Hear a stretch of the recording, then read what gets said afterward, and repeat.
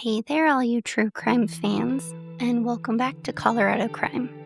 I'm Amanda, and today's episode's going to be a little different.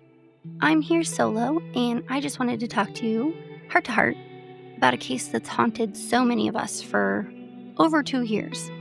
The murders of the 4 University of Idaho students in the early hours of November 13th, 2022.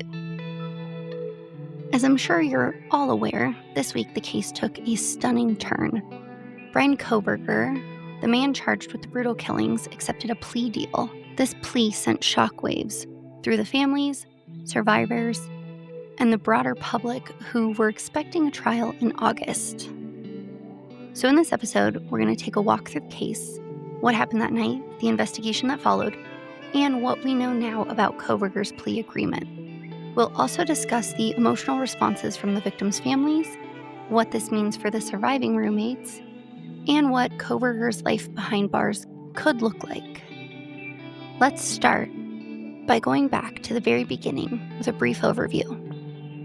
In the early hours of Sunday, November 13th, 2022, 4 students at the University of Idaho were stabbed to death in their off-campus rental home at 1122 King Road in Moscow, Idaho.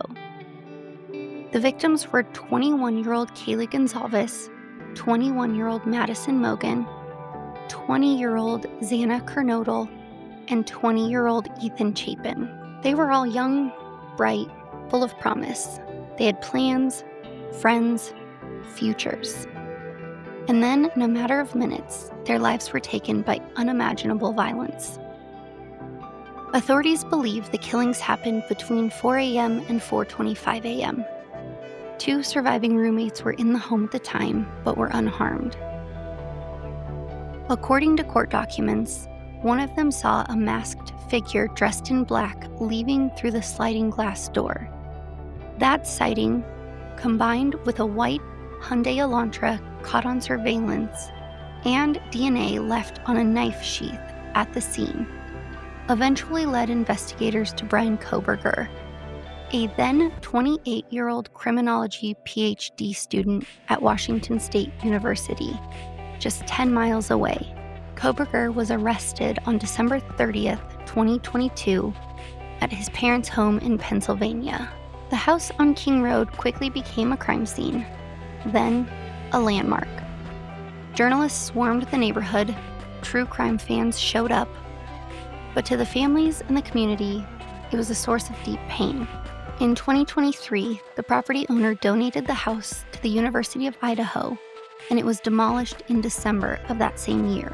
The university later opened a healing garden and created memorial scholarships in the victims' names. To many, it felt like an appropriate way to reclaim the space, not with darkness, but with remembrance.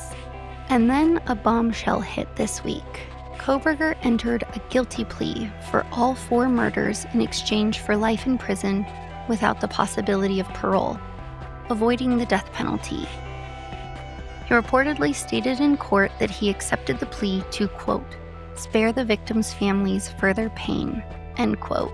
And that's a statement that many found hollow, especially considering families were reportedly not consulted before the deal was finalized. The sentencing hearing is now scheduled for July 23rd, 2025, where families will have the opportunity to read victim impact statements. The families of the victims have spoken out and have been very divided.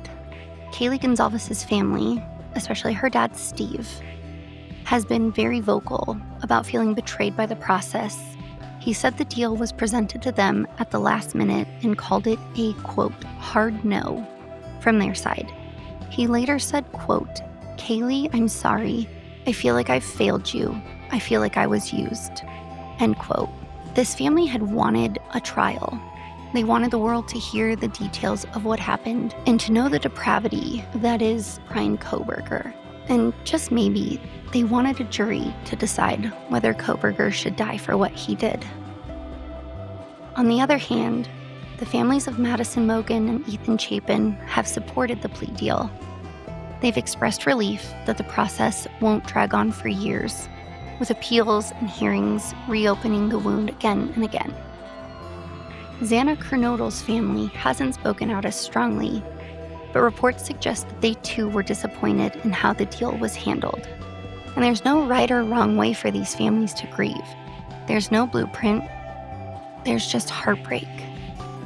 Information on the two surviving roommates has been pretty sparse. This could be a huge blessing for them. On one hand, they won't have to testify in a public trial, a process that would absolutely be re-traumatizing. Their roles in the investigation have already sparked such intense scrutiny online, and it's been so completely unfair for them. But this also means that if these survivors wanted to speak on their trauma and their experience and their survival, that's been taken from them. Not to say that they couldn't do news interviews or podcasts or even TikToks about it, but essentially their legal spotlight is gone. I just hope that these two survivors can move on with their lives and enjoy the privacy that the rest of us so often forget to grant survivors. So what's next? First, we'll have the victim impact statements. Those will be delivered beginning on July 23rd from the families, and they will get to speak directly to Bryan Kohberger and to the court before he's formally sentenced. Because Bryan Kohberger waived his right to any further appeals, after sentencing, he will be transferred to whatever prison will now house him, whether that's in Idaho or out of state to a different maximum security prison. And life in prison for Bryan is going to be that. Life, but it's likely that he's going to be sent to the Idaho Maximum Security Institute unless he's sent out of state, but that facility is considered to be the most secure prison in Idaho. Kohberger will most likely be segregated from the general population and will be held in solitary confinement, likely in protective custody or isolation to avoid attacks from other inmates. Bryan Kohberger won't be sent to death row.